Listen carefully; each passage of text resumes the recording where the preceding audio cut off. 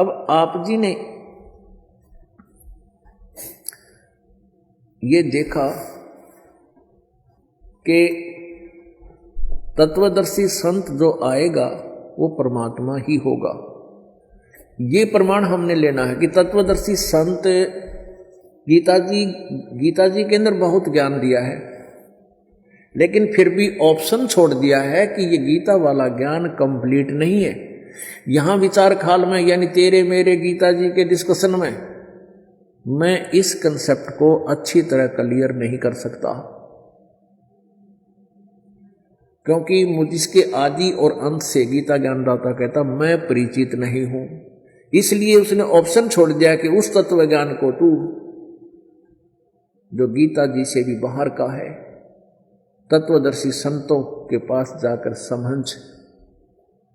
तो वो तत्वदर्शी कैसे हैं वो भी बता दिया कि वो तत्वदर्शी संत ऐसा होगा और वो परमात्मा ही स्वयं आते हैं। ये प्रमाण और करना पड़ेगा। परमेश्वर ने स्वयं आकर बताई, स्वयं वो परमात्मा जो बनारस में आए थे, काशी में आए थे, जुलाहा की भूमि की थी, वो पूर्ण परमात्मा है।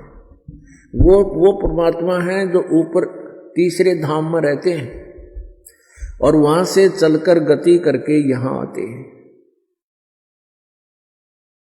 अपनात्मा परमात्मा की भक्ति करना बहुत आसान है। ये विश्वास होना कि हम जो साधना कर रहे हैं, जो पहले कर रहे थे, वो ठीक है या गलत है, ये विश्वास करना, ये निर्णय करना, ये कठिन हो गया था अपने लिए। अब इस दास का प्रथम प्रयत्न यही होगा कि आप जी को ये विश्वास दिला दूं कि जो साधना ये दास बता रहा है आप जी को, ये अपने सदग्रंथों अनुसार है।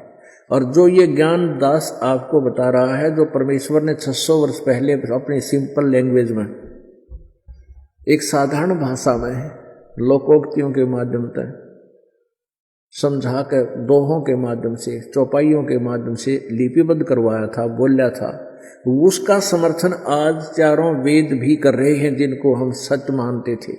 और उसी का समर्थन जो परमात्मा ने ज्ञान दिया था, उसी का समर्थन हमारे पुराण कर रहे हैं जिनको हम सत्य मानते हैं। तो जो पुराणों में लिखा था वो ज्ञान हम तक नहीं पहुंचा, और जिनको हम गुरु मानते थे, संत मानते थे, ब्राह्मण मानते थे, वो वास्तव में ब्राह्मण नहीं थे, वो वास्तव में गुरु ऋषि महर्षि नहीं थे, क्योंकि वो तत्व ज्ञान से और सदग्रंथों से अपरिचित थे। उन्होंने केवल अपना शास्त्र विधि विरुद्ध जो अनुभव किया, उस अनुभव को ही हमें सुनाया और समझाया। तो वो साधना हमारी जो उन्होंने बताई वो शास्त्र विरुद्ध थी, जिस कारण से हम आज तक भ्रम भटक रहे हैं। हमारे पूर्वज कोई पशु बन गया, कोई पक्षी, कोई भूत, कोई पत्थर, ये उन्हीं की देन है उस गलत ज्ञान की, शास्त्र विरुद्ध साधना की। तो भक्ति करना कठिन नहीं है। ये दृढ़ होना कि हम जो साधना कर रहे हैं फाइनल है और सही है, तो फिर परमात्मा का पाना बहुत आसान है। क्योंकि ये साधना इतनी सिंपल है, गरीब से लेकर अमीर तक, रंक से लेकर राजा तक कोई भी कर सकता है, सभी का उद्धार होगा। इसमें ना कोई ज्यादा लोग दिखावा करने की, परमात्मा ने जो भी आपके प्रारब्ध में दिया है उसी पर सब्र करा। यानी जैसी भी आपकी झोंपड़ी है, कोई मकान 1 कमरे वाला है, 2 वाला है, कच्चा है या पक्का है, इसमें घनी दौड़ धूप नहीं बनावा कि हे भगवान मैं करोड़पति हो जाऊं। इन करोड़पतियों की दुर्गति होती दिखाऊंगा आपने। जिसके पास घनी माया उसने कति चैन नहीं, दिन और रात चैन नहीं, वो तो पागल की तरह भटकता रहता है। लेकिन हम अनजान जीव हैं, हम इस झूठे रंग में ज्यादा विश्वास करते हैं। परमात्मा हमें बताते हैं कि कबीर शब्द निर्धना धनवंता नी कोई, धनवंता सो जानिए जिस पर राम नाम धन होए। यदि आप जी के पास राम नाम का, सच्चे नाम की भक्ति का धन है, तो आप परमात्मा के दरबार में धनी हो। और जिसको आप धनी समझते हो, संसारिक संपत्ति जिसके पास भौतिक सुख है और उसके पास राम नाम नहीं है, ये सत भक्ति नहीं है, तो भगवान के दरबार में आप तो सिंहासन पर होगे और वो वहां बांध कर खड़ा कर रखा होगा एक अपराधियों की तरह, आप देखोगे। ये विचार याद रखना इस दास के वचन, क्योंकि परमात्मा का दिया हुआ ज्ञान है।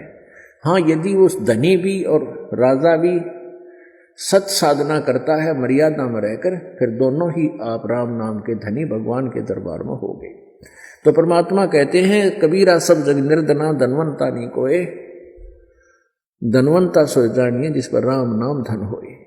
तो परमात्मा हमें आकर ये शिक्षा देना चाहते थे। स्वयं एक गरीब बिल्कुल पुअर पर्सन, कति निर्धन व्यक्ति का रोल किया, कपड़ा बुनते थे, उसकी बुनाई का जो मिलती थी झाड़ी, बुनाई का जो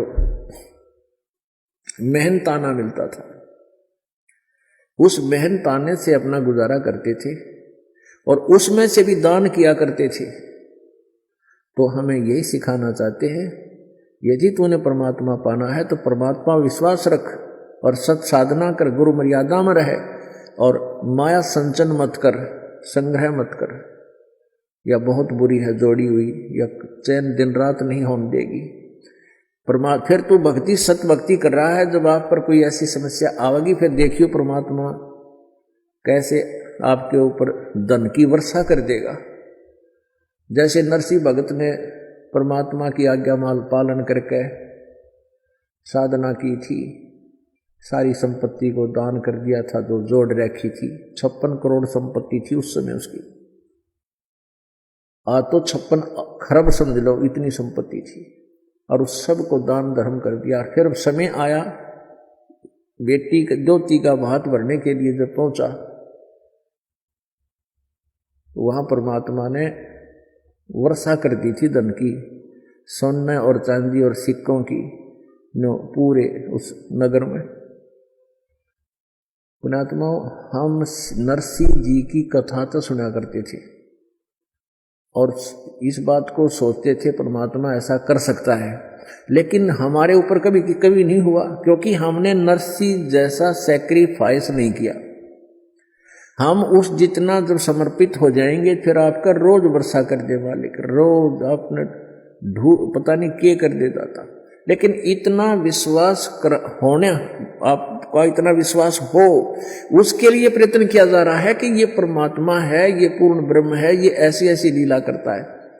जो हमारे सदग्रंथ बताते हैं वही भगवान बनारस में काशी में आया था, जिसने आज से 600 वर्ष पहले वो लीला की थी, जो आज वेद गवाही दे रहे।